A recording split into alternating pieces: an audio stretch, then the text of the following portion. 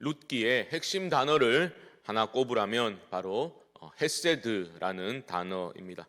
헤세드라는 단어는 그 의미가 워낙 광범위하기 때문에 딱 우리말로 한 단어로 번역하는 것은 참 어렵습니다. 그래서 우리말 번역에도 이 헤세드라는 히브리어 단어가 다양한 단어들로 번역되었음을 볼 수 있는데요. 예를 들어서 은혜로 번역되기도 하고 자비, 선함, 긍휼, 인애 이런 단어들로 번역되었습니다.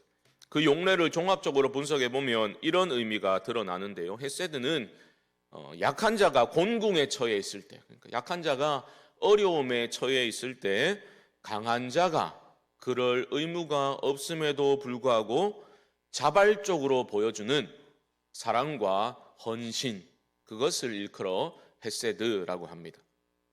그래서 언약적 충성이라고 그렇게 해석을 하기도 하고요. 어쨌든 끝까지 책임지는 헌신과 사랑, 그것이 헤세드다라고 이해하시면 좋겠습니다. 룻기는 나옴이라는 한 여인이 모든 것을 잃고서 고향 베들레헴으로 돌아오는 그런 이야기로 시작하였지요. 이 텅 빈 인생을 하나님께서 채워 나가시는 그런 이야기가 바로 룻기의 이야기입니다. 오늘 본문은 3장인데요. 이미 앞선 1, 2장이 진행되면서 나오미는 조금씩 은혜에 눈을 떠가는 모습을 보여주었음을 우리는 살펴보았습니다. 오늘 말씀을 함께 우리가 살펴볼 때에 하나님의 은혜가 우리를 추적하고 있구나, 하나님의 은혜가 우리를 뒤따르고 있구나, 그것을 여러분 발견하실 수 있으면 좋겠고요.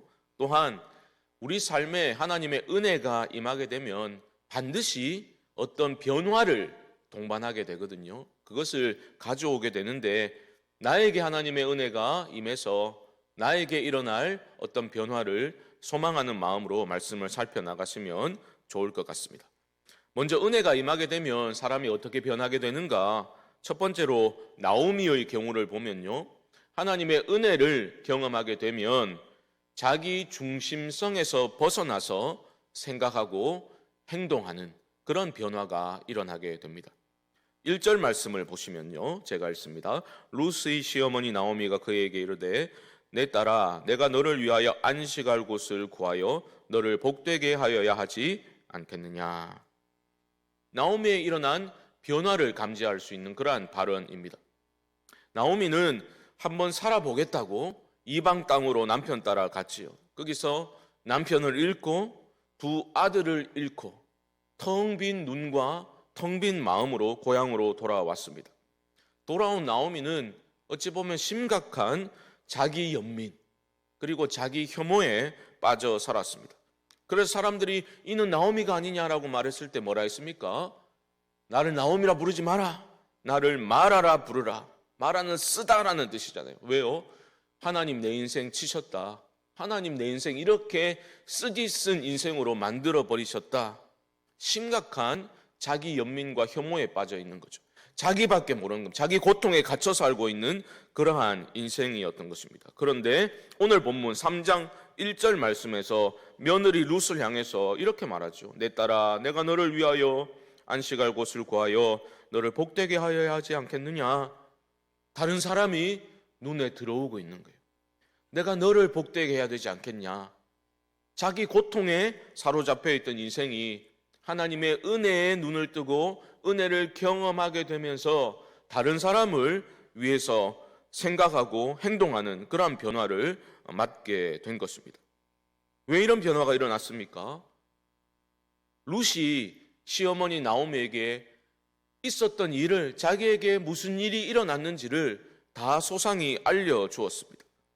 나오미는 그 룻의 며느리 룻의 이야기를 듣고서 하나님이 우리의 삶에 지금 개입하고 계시는구나 라는 것을 깨달아가기 시작했던 겁니다.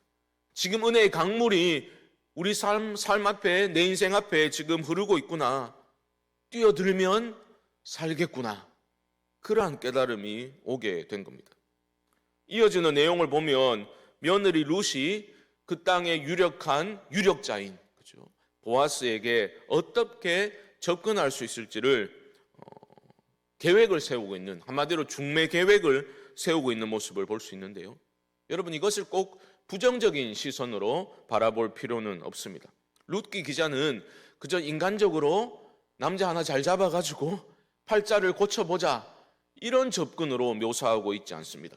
하나님의 은혜가 이 두 가련한 여인의 삶에 임하고 있다라는 것을 룻기 기자는 보여주고 있는 겁니다. 여러분, 은혜가 내 삶 앞에 지금 내 앞에 흐르고 있구나라는 것을 감지하게 되었을 때 적극적으로 그 은혜에 동참하는 것, 뛰어드는 것은 중요합니다. 행동하는 것이 중요합니다. 보아스가 룻에게 베풀어준 호의를 전해드린 나오미는 보아스가 그의 친족임을 알게 되었지요. 그래서 그가 기업 물을 짜임을 깨닫게 되고 지금 행동하고 있는 겁니다. 룻으로 하여금 보아스에게 갈 수 있도록, 접근하도록 그렇게 계획을 세우고 있는 겁니다. 왜 계획을 세워야 했겠습니까? 그 이유는 단순합니다. 왜냐하면 계획이 필요했어요. 그 이유는 기업 물음이라는 제도는 강제적인 법조항이 아니었습니다. 신앙 양심에 호소하는 거예요.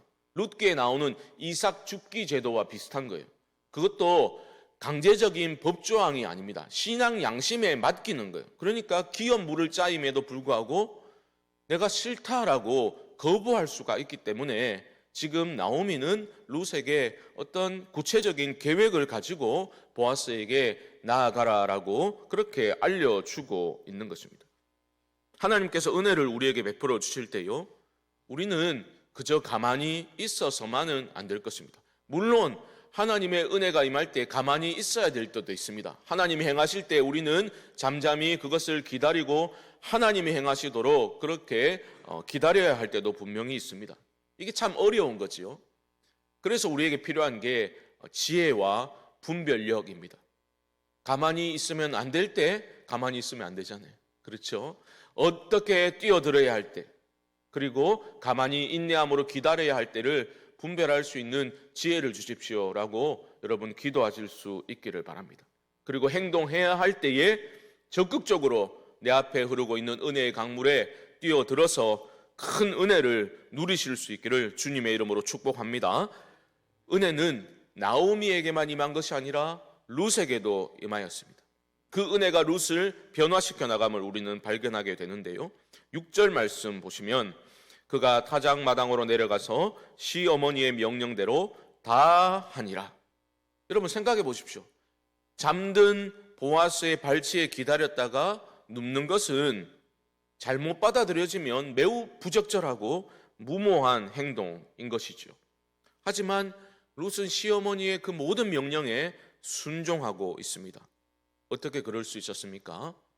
그럴 만한 가치가 있다고 판단했기 때문입니다. 인간적인 계산 판단이 아니라 지금 하나님의 은혜가 우리 삶에, 내 삶에 지금 임하고 있구나라는 것을 룻은 깨닫게 되었던 겁니다. 이것을 어떻게 할 수 있습니까? 단순한 인간적인 계획이 아님을 우리는 어떻게 할 수 있습니까? 9절 말씀, 보아스가 깨어났을 때 룻이 놀라면서 하는 말을 여러분 들어보십시오. 9절입니다. 이르되 내가 누구냐 하니 대답하되 나는 당신의 여종 룻이오니 당신의 옷자락을 펴 당신의 여종을 덮으소서. 이는 당신이 기업을 물을 자가 됨이니이다 하니. 여기서 룻은 뭐라고 말합니까? 당신의 옷자락을 펴서 나를 덮으소서라고 말하고 있는데, 여기 옷자락으로 번역된 단어는 바로 날개라는 뜻입니다. 날개. 날개라는 단어는 2장에서 매우 중요한 대목에서 언급이 되었는데요. 2장에서 보아스가 룻에게 이렇게 말을 하였습니다. 들어보십시오. 이스라엘의 하나님 여호와께서 그의 날개 아래에 보호를 받으러 온 너에게 온전한 상 주시기를 원하노라. 이게 언제 있는 말이냐 하면 룻이 보아스의 그 밭에 와서 이삭 죽기를 하는 모습을 보고 보아스가 은혜를 받은 거예요. 그 모습을 보고. 그래서 네가 여호와의 날개 아래 보호를 받으러 들어왔구나라고 그렇게 룻을 격려하고 위로하는 그러한 보아스의 말이었습니다. 단순히 먹고 살기 위해서 억척스럽게 일하는구나, 이렇게 싸늘한 시선으로 바라본 것이 아니라 어떻게 보한 겁니까? 하나님의 은혜를 갈구하는 여인의 모습으로 보아스에게 보여지게 된 거예요. 이것도 하나님의 은혜입니다. 그렇게 보여진 것도 하나님의 은혜라는 거죠. 그래서 룻이 당신의 옷자락을 그러니까 날개를 펴서 당신의 여종을 덮으소서라고 말할 때에 하나님의 은혜가 그 자리에 역사하고 있구나라는 것을 보아스 또한 깨닫게 되었던 겁니다. 그래서 제대로 응답을 하게 된 거죠. 10절 말씀 보십시오. 그가 이르되 내 딸아 여호와께서 내게 복 주시기를 원하노라. 내가 가난하건 부하건 젊은 자를 따르지 아니하였으니 내게 베푼 인애가 처음보다 나중이 더하도다. 여기서 바로 인애가라고 말할 때 이 인애가 헤세드를 번역한 겁니다. 무슨 말입니까? 보아스는 룻에게서 헤세드를 본 겁니다. 그리고 룻을 살려내고 절망의 수렁에서 건져내고 있는 그 헤세드의 은혜, 그 은혜의 역사에 보아스 자신 또한 동참하기를 원했습니다. 그 헤세드를 보아스 또한 그는 살아내기를 원했던 것이고 그것을 실천함으로써 보아스는 더 큰 은혜를 누릴 수 있게 되는 겁니다. 생각해 보시면 보아스는 사실 아무 부족함이 없는 사람입니다. 헤세드의 정의에 따르면 강한 자이죠. 강한 자. 아무 부족함이 없는 강한 자, 유력한 자였지만 이렇게 행동할 수 있었던 것은 무슨 이유 때문이겠습니까? 사람들이 뭐라고 칭송을 하더라도 보아스는 알고 있었던 겁니다. 잊지 않고 인식하며 살아가고 있었던 겁니다. 무엇을요? 나도 사람들은 다 부족함이 없는 인생이라고 높이고 죽여 세우더라도 나 또한 하나님의 은혜 없이는 단 한순간도 살 수 없는 연약한 인생이다라는 것을 늘 자각하며 살아가고 있었기 때문에 하나님의 은혜가 임할 때에 그것을 살아내고자 하는 그러한 행동을 할 수 있었던 것입니다. 보아스는 자각하고 있었던 겁니다. 이 가련한 여인 룻만이 이삭 줍기를 하며 살아가는 게 아니라 나 또한 하나님이 허락해 주신 땅 위에서 이삭 줍기를 하면서 살아가는 연약한 인생이라는 것을 늘 기억하며 살아가고 있었던 겁니다.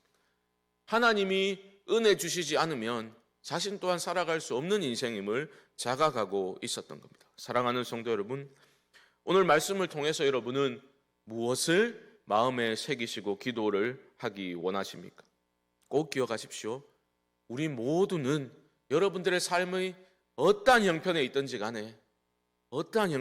간에 우리 모두는 은혜가 필요한 인생임을 잊지 마시기 바랍니다. 하나님의 은혜를 늘 구하실 수 있기를 바랍니다.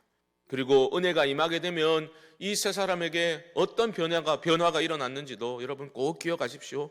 은혜가 임하면 나만을 생각하는 자기 중심성에서 탈피하여서 다른 사람들이 눈에 들어오게 되는 것입니다. 은혜가 임하게 되면 적극적으로 여러분 행동하십시오. 내 앞에 하나님께서 은혜로 역사하고 계신데 그냥 가만히 있지 말고 그 은혜의 강물에 뛰어드십시오. 더 큰 은혜를 누리게 되실 겁니다. 그리고 결코 여러분 삶의 어떤 안정된 그 풍요로움과 편안함과 안락함에 안주하지 마시기 바랍니다. 세상의 풍요와 안락함으로 인해 굳어지지 마시고 우리 인생의 유한함을, 연약함을 날마다 기억하셔야 합니다. 그리고 나는 하나님의 은혜로 하루씩 살아가는 이삭 줍게 하는 인생입니다 라는 것을 날마다 입을 열어 고백하시고 늘 하나님의 은혜로만 살아가리라 다짐하고 결단하고 은혜를 구하는 복된 삶을 이어나가실 수 있게 되기를 주님의 이름으로 간절히 축원드립니다. 기도하겠습니다. 하나님, 우리 모두의 삶에는 하나님의 은혜가 필요합니다. 주께서 은혜를 부어 주시옵소서. 자기 연민에 또는 자기 자랑에 갇혀 사는 어리석은 인생 되어지지 아니하고 하나님 그 모든 자기 중심성에서 탈피하게 하시고 우리 앞에 은혜가 흐를 때에 뛰어들게 하시고 우리가 또한 하나님의 은혜 없이는 단 하루도 살아갈 수 없는 연약한 인생임을 기억하기에 은혜를 구하는 복된 삶을 이어나갈 수 있도록 하나님 함께하여 주옵소서.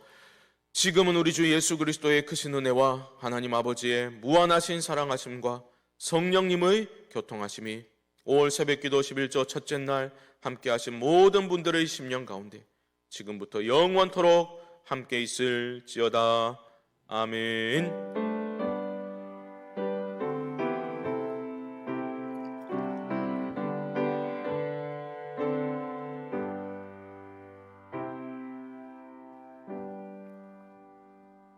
우리 시간 합심으로 한번 기도하기를 원합니다. 5월은 가정의 달입니다. 하나님, 오늘 말씀처럼 우리 모두에게는 은혜가 필요한데 특별히 우리 자녀손들의 삶에 하나님 은혜를 부어 주시옵소서.